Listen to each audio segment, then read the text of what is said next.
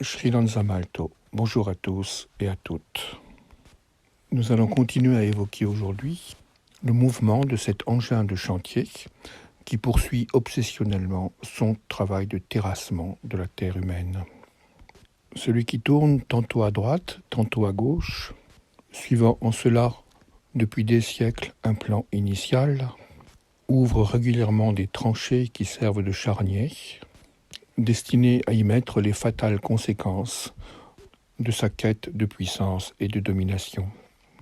Il est des tranchées qui sont rebouchées et d'autres qui sont toujours ouvertes et qui ne sont pas reconnues comme telles. L'engin de chantier rebouche une tranchée en y installant une stèle commémorative.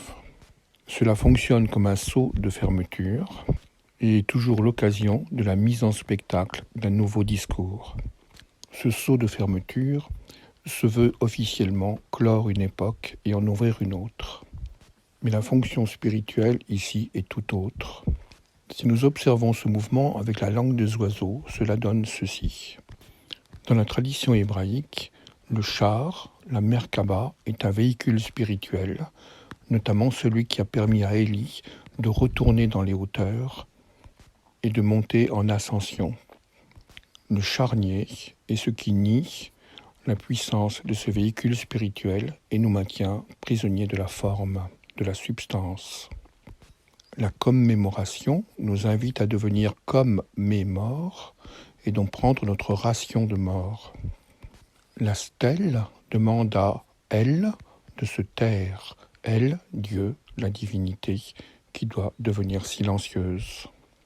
Alors que l'on nous demande de fixer notre attention et notre énergie sur la souvenance, c'est-à-dire un bloc de mémoire morte qui devient l'équivalent vibratoire du veau d'or. Cette idole à l'image de la lumière qu'un certain nombre d'Hébreux furent tentés de fabriquer, portés par le regret de leur temps d'esclavage en terre de Mitzraïm. L'histoire rappelle également que ce fut là l'origine de la perte de l'alliance à travers la brisure des premières tables de la loi que fit Moïse.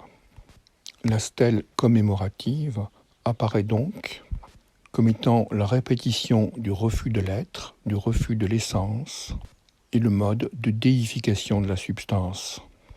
Et devant ce monument, on peut répéter à l'infini des mots nus qui mentent. Le devoir de mémoire s'apparente donc à une déification de la substance et à un déni de l'essence.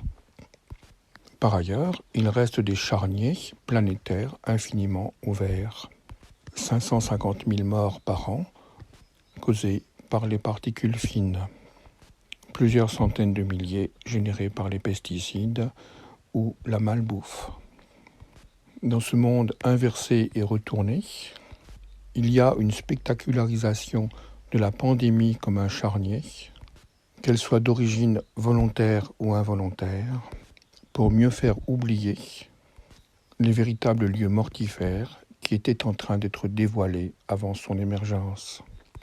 La pandémie qui nous oblige à mettre autour de nous toute une série de masques s'apparente elle-même à un masque. Masque de tous ces charniers ouverts par la mondialisation, masque de la crise économique et financière qui était en train de se mettre en place, masque de l'effondrement annoncé d'un système de production. L'engin de chantier qui terraforme l'humanité met en scène un charnier somme toute bien innocent pour masquer des charniers bien plus coupables et qui risquaient à terme de remettre en cause son fonctionnement. On peut observer également que le souci n'est pas dans l'existence de cet outil de puissance, car il peut aussi être utilisé pour la libération de la vie, pour la coopération entre tous les règnes, pour l'amélioration du vivant, alors qu'il ouvre un charnier planétaire où la totalité des espèces vivantes sont en train de disparaître doucement.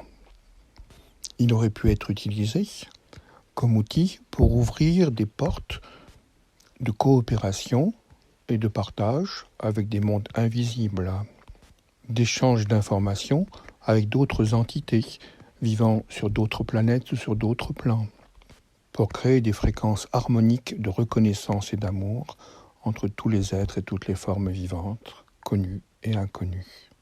Mais au lieu de ça, il creuse la mise en abîme de la Terre, la séparant du cosmos.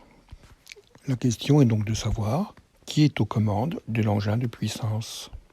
Nous ne pouvons qu'observer que cette terraformation de l'humanité, c'est-à-dire cette transformation progressive de l'homme en objet vivant au milieu d'objets, pseudo-vivants, est à l'image des forces qui tiennent les manettes de l'engin de chantier.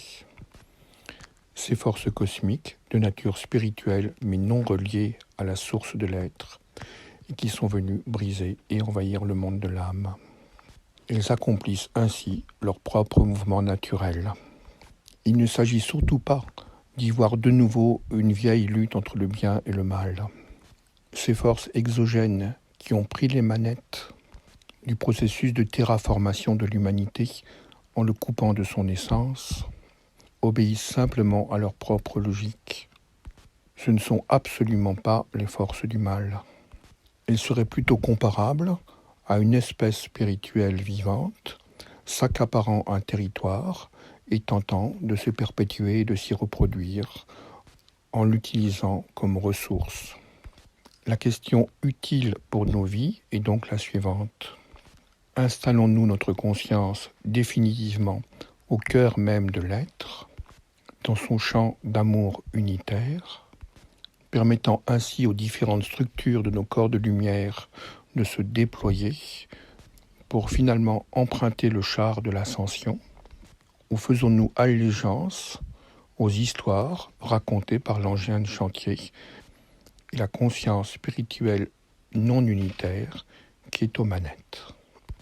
Paradoxalement, le spectacle de la pandémie nous donne cette possibilité du retournement de notre conscience au sein de l'être, afin que chacun d'entre nous puissions devenir des phares, permettant à la lumière de la présence de rayonner et progressivement de créer autour de la Terre une matrice de lumière nouvelle qui sera capable collectivement d'inverser le processus de terraformation pour créer un nouveau processus d'essentialisation de l'humanité, c'est-à-dire l'incarnation de son essence vivante et vibrante au sein de sa substance.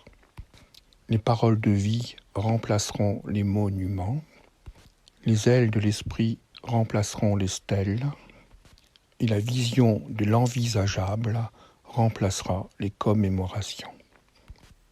Puissent tous vos phares de la présence illuminer la planète entière. C'était Sri Lanzamalto.